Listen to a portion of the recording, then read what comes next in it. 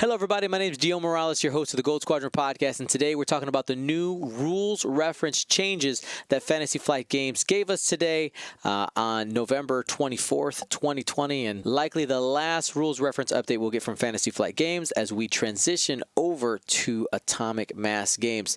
Let's go ahead and jump into it, but before we do that, I want to say that this video is brought to you by our patrons, our largest groups of supporters. If you want to be a part of that group and get awesome gifts such as our Republic Assault gift pack coming in January 2020, go to patreon.com/Gold Squadron. And all of you who are patrons, thank you for your support. All right, let's go ahead and jump into it. So here is the rules reference. It is available at fantasyflightgames.com in the X-Wing sections. You can see that they're listed as effective coming up this weekend, November 27th. First, there's an addition to some of the rules in the attack section.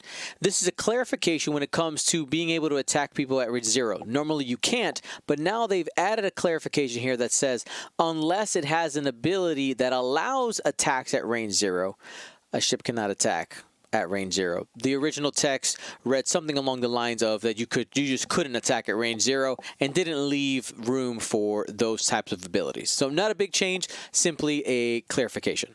Next, under the recurring and negative recurring charges, we have some clarification on the recurring charge symbol and the negative recurring charge symbol. You can see that the negative recurring charge symbol is now that empty triangle facing down, and it clarifies that you lose or gain one charge equal to the number of recurring charge or negative recurring charge symbols on an upgrade card. Though it's not marked on the cover, we actually have another section here that's been added to the end phase section, or not so much added as reworked here, and it's a clarification on the steps to the end phase. You can see here that they've included text that now clarifies that both recurring and negative recurring charges happen during the end phase, and it also gives us the order of operations. We start with start of the end phase, then during the end phase, then after all those things, we're removing all tokens, all circular tokens, green and then orange. So notice that the order there, green and then orange, and then of course we have the charges that are the last thing to happen before anything else goes. While some people might think that the next change will be pretty small, I actually think it's pretty significant here.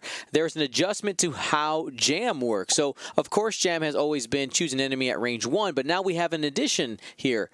Or an enemy at range 1 to 2 in the jamming ship's bullseye. So if you have a ship that can be a little bit more maneuverable, gain a jam action, you can reach out and jam somebody who's at range 2 now as long as you're lining up that bullseye.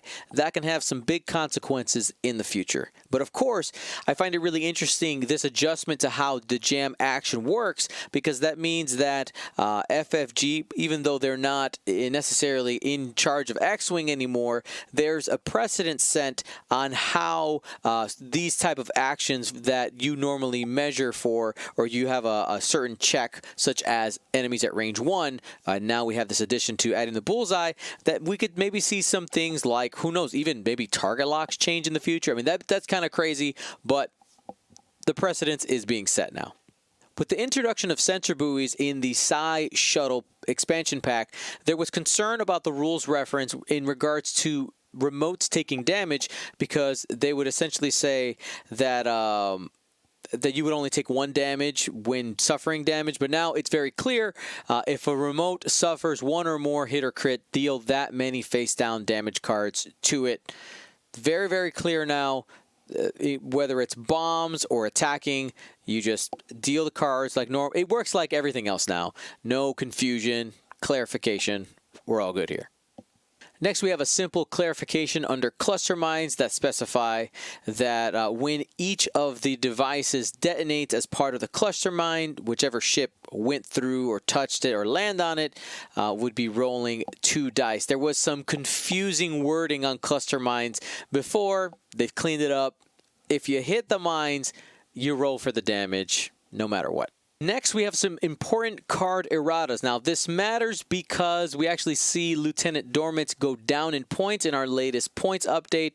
So now it should read, during setup, after you are placed, friendly, and this is the change right here, small ships can be placed anywhere in the play area at range 0 to 2 of you. It used to say just friendly ships in general, and that led to the birth of this really nasty triple Upsilon squad. If you never had to play against the triple FO big shuttles, bless your heart, that is good. And I mean that in the good way, not in the bad bless your heart. I mean for real, it was not fun. But now, Lieutenant Dormant's coming out of timeout with an errata. Good move here. Dormant might actually see some play now.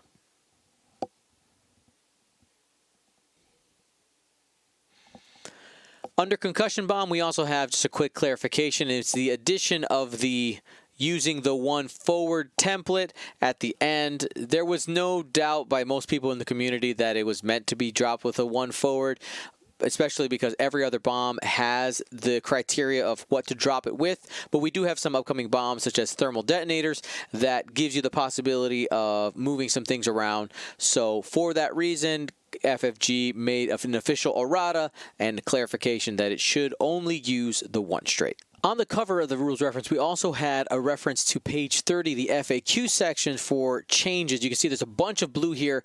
The changes don't actually start till page 36 because the FAQ section is the longest section because it's answering these commonly confused rules questions and where, you know, erratas have come in and things like that. There's a bunch here. The ones I really want to point out was first, advanced targeting priority has been clarified there. The TLDR is that you pick the weapon first, and then if the closest enemy that fits the being able to be shot by that weapon is the one that you can shoot. And if you have multiple in that meet that same requirement in the closest range, you can choose which one you want to fire at. You don't need to pull out a measuring tape to see which one's, you know, millimeters closer. You just use the range ruler, and if somebody's in the closest range that's valid for that weapon, then you fire at that one. I think there's also a really important one. This one right here is that when you have an effect that gives you more than one token at the same time, it's considered a single instance of receiving these multiple tokens, and thus it only triggers effects that say after you gain a certain token one time. And also, this one's just for funsies. We haven't seen it be really, really good yet, but can Major Rhymer perform missile or torpedo attacks at range 0? And the answer is, oh yeah. There's some more clarifications here that are going to fit into other future quick tip videos. I would suggest going to Fantasy Flight Games and get yourself a download of this rules reference so that you know what's going on. If you have any questions about any of the things we talked about in this video or future things with the new points update, go ahead, leave me a comment in the description down below, or better yet, join our Discord and hit the link in the description down below so that you can join the community. We have plenty of people there who are really knowledgeable in rules, and if you want to speak to me directly, literally just tag me at Dion in the Discord server and I'll take care of you. Thanks for watching, everybody, and of course, if you want to be a part of our biggest group of supporters, go to patreon.com/Gold Squadron. Thank you to every single one of our patrons. You guys are amazing. Gold Squadron out.